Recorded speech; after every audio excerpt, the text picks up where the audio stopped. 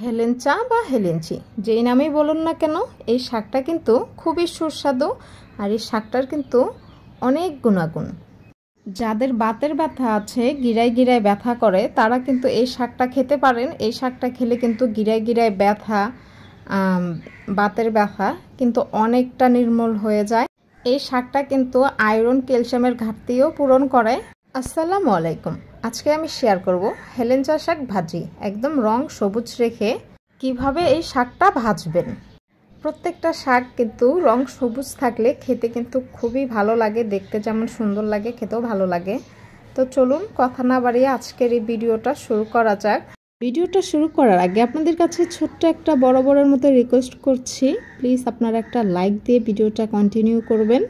এখানে আমি হেলেঞ্চি শাকগুলো ভালো করে ধুয়ে তারপর চুলায় বসিয়ে দিলাম। আর শাকটা কিন্তু আমি 7 ধোয়া দিয়েছি। আমার মা সবসময় বলে শাক নাকি 7 ধোয়া দিতে হয়। তো এই শাকটা কিন্তু আপনারা সবসময় ভালো করে ধুয়ে নেবেন, যেন বালু বালু না লাগে।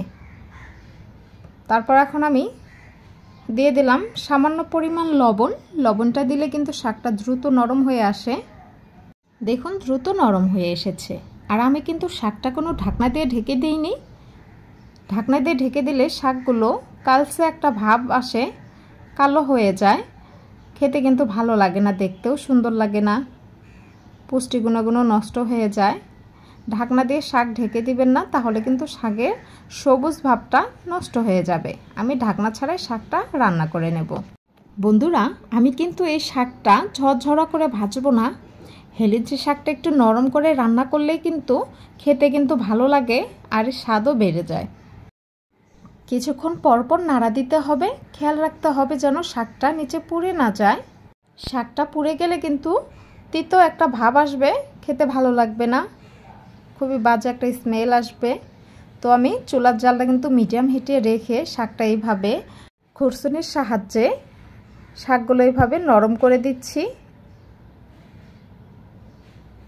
শাকটা আমার কাছে নরম হলে খেতে ভালো লাগে। তো এই তো মানে শাকটা একদম পারফেক্টলি কুক হয়ে গেছে। খুরসুনির সাহায্যে কিন্তু শাকগুলো একদম নরম করা যাচ্ছে। এখন কিন্তু শাকগুলো আমার হয়ে গেছে, আমি কিন্তু নেমে ফেলবো। কড়াইটা ধুয়ে এখন আমি এখানে দিয়ে দিব রেগুলার রান্নার তেল। তেলটা একটু বেশিই দিলাম, শাকে একটু তেলটা বেশি হলে খেতে ভালো লাগে। তেলটা গরম হয়ে এসেছে, তারপর দিয়ে দিলাম পেঁয়াজ কুচি, রসুন কুচি। রসুনের পরিমাণটা একটু বেশি নিয়েছি। রসুনের পরিমাণটা একটু বেশি নিলে শাকটা কিন্তু খেতে খুবই সুস্বাদু হয়। তো আমি এখন ভেজে নরম করে নিচ্ছি। আর এখানে একটা কথা বলে দিচ্ছি, পেঁয়াজগুলো কিন্তু একদম ভেজে বেরেস্তা বানানো যাবে না। পেঁয়াজগুলো ভেজে বেরেস্তা বানালে শাকে কিন্তু একটা কেমন একটা খেতে লাগে, তিতা তিতা খেতে লাগে। আমি কিন্তু পেঁয়াজগুলো শুধু নরম করে নিয়েই তারপর দিয়ে দিব। তো এখানে আমি শাকটা শুকনো মরিচ দিয়ে ভাজছি, যার কারণে শুকনো মরিচগুলো এইভাবে আমি কেটে দিলাম। শুকনো মরিচ দিয়ে আরও কিছুক্ষণ ভেজে নিয়ে তারপর আমি দিয়ে দিব শাকগুলো। আপনারা চাইলে কিন্তু শাকগুলো কাঁচা মরিচ দিয়েও ভাজতে পারেন। তো শাকটা শুকনো মরিচ দিয়ে ভাজলে কিন্তু বেশি খেতে ভালো লাগে, যার কারণে আমি শুকনো মরিচ দিয়ে ভেজে নেব। তো এখন ভাজা হয়ে গেছে, দিয়ে দিচ্ছি শাকগুলো।